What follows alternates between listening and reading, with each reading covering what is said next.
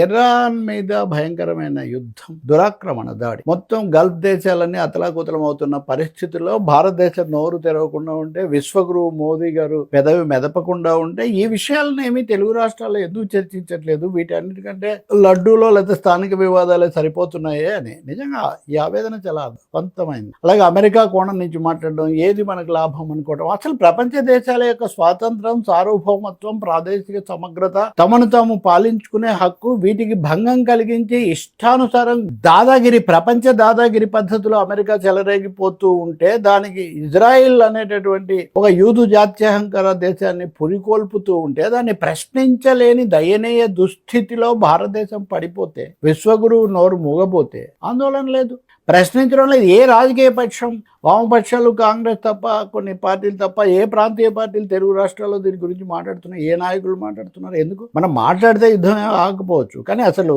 మనకంటూ ఒక వైఖరి, మనకంటూ ఒక చైతన్యం, మనకంటూ ఒక స్పందన ఉండక్కర్లేదా? చాలా అన్నమాట. ఘోరమైన విషయం. ఇప్పుడు ఖొమైనీని చంపేశారు.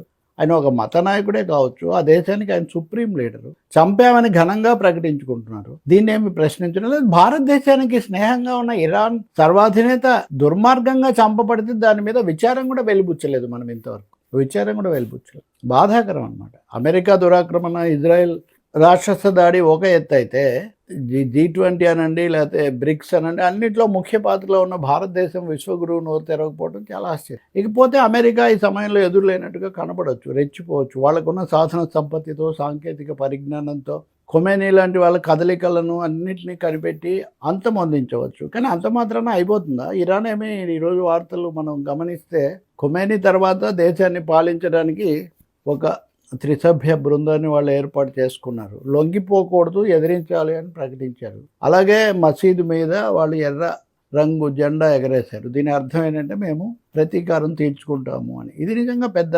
ఆందోళనకరమైన పరిస్థితిని వాళ్ళు తట్టుకుంటున్నారు. వాళ్ళని తల వంచట్లేదు. ఇదే సమయంలో సంప్రదింపులు, వాళ్ళు నా దగ్గరికి వస్తూ ఉన్నారు సంప్రదింపులకు, అది ఇది అని ట్రంప్ మాటలు చెప్తున్నారు. ఇది నిజమా, ఎక్కడ వస్తూ ఉన్నారు, ఎవరన్నారా చెప్పట్లా. ఇవన్నీ ఫీలర్స్ అనమాట, కావాలని అవసరాలను ఒత్తిడికి గురి చేసే ఎత్తుగడలు. దీంట్లో ఇంకో భయంకరమైన కోణం ఉంది అని ఈరోజు పత్రికల్లో మనకు కనిపిస్తుంది. రూబియో ఇప్పుడు అమెరికాకు సంబంధించి విదేశాంగ వ్యవహారాలు వీటిలో ఆయన చూస్తున్నారు. ఇంకోవైపున జేడీ వాన్స్, అమెరికా ఉపాధ్యక్షుడు ట్రంప్ వచ్చాక. జేడీ వాన్స్ గతంలో దేశాలు, వాటి జాతీయత, వాటి గురించి మాట్లాడారు యూరోపియన్ సమావేశంలో, యూనియన్ సమావేశంలో. ట్రంప్ వచ్చాక ట్రంప్తో పాటు ముఖ్య పాత్ర వహిస్తున్న ఈ రూబియో, ఇది మతాల యుద్ధంలాగా చెప్తున్నారు ఆయన. మనమంతా ఒకటే ఫెయిత్కు సంబంధించిన వాళ్ళము, మన మధ్య చిన్న చిన్న తేడాలు ఉన్న Europe, America, western civilisation, clash of civilisations అనే శామ్యూల్ హంటింగ్టన్ పుస్తకం మీరు గుర్తు తెచ్చుకోండి. ఈ ఇరాక్ యుద్ధ కాలంలో ఆయన రాసినటువంటిది. క్లాష్ ఆఫ్ బార్బేరియన్స్ అని దానికి మళ్ళీ ప్రతికూలంగా ఇంకో బుక్ కూడా వచ్చింది. ఇప్పుడు మళ్ళీ కొత్త క్రూసేడ్లు జరుగుతాయి, కొత్త మత యుద్ధాలు జరుగుతాయి.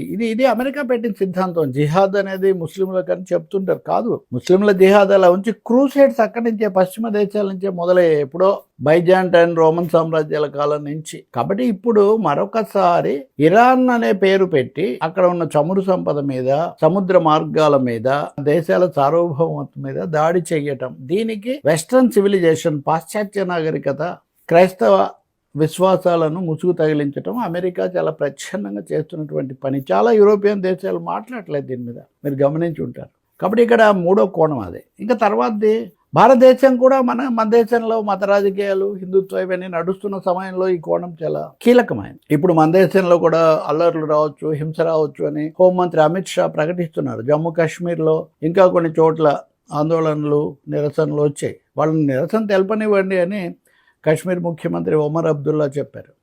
హైదరాబాద్లో ఎంఐఎం పార్టీ కూడా నిరసన తెలిపింది.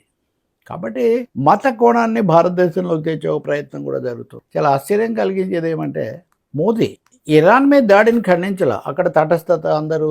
కానీ ఇరాన్ తన కోసం ప్రతిచర్యగా అమెరికా యుద్ధ స్థావరాల మీద, గల్ఫ్ దేశాల్లో ఉన్న వాటి మీద, అది కువైట్ దగ్గర లేకపోతే యుఏఈ దగ్గర ఇంకో చోట చేస్తే దాన్ని ఖండిస్తున్నారు. అంటే అది యుద్ధం అంట, అది తప్పు అంట.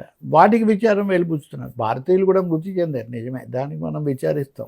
కానీ యుద్ధం అంటే వచ్చాక ప్రపంచమే దగ్ధమైపోతుంది కదా. కాబట్టి ఈ దురాక్రమణ యుద్ధాలను ఖచ్చితంగా ఖండించాలి. భారతదేశం గట్టిగా శాంతికాముఖ స్వరం వినిపించాలి అని దేశ ప్రజలు కోరుకుంటున్నారు. ఈ దేశంలో ఉన్న మతత్వం చాలక బయటి ప్రభావాలతో మరిన్ని మతపరమైన విభజనలు రాకూడదని కూడా మనం కోరుకోవాలి.